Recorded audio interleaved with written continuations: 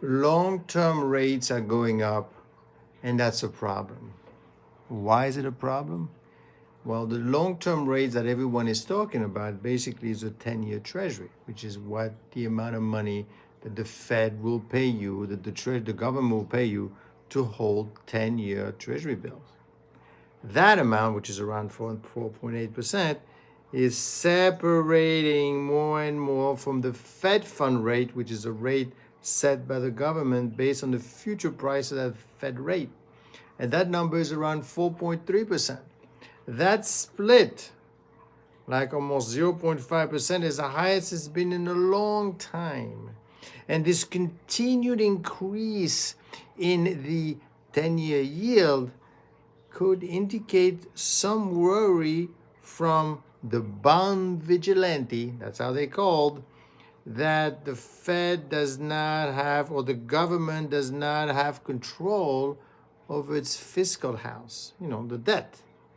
Remember, I did a couple of videos on the debt, that the less we talk about that one, the better off we're going to be, because that's a doozy. So it could also mean that that rate is high because of concern over inflation as well. That's true. And frankly, there is concern about inflation because of the tariffs, and because also the potential growth of the economy as well, which is also growing pretty fast. We're going to do 3%. We are not having a recession. So what do you do with that information? Well, you need to know this.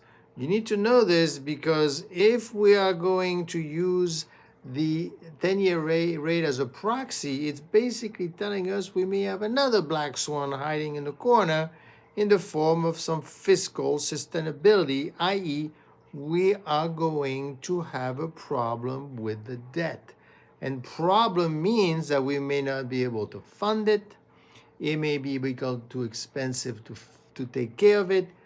And unfortunately, there's nothing that you can really do that is not painless. Go and talk to Portugal. Go and talk to Greece.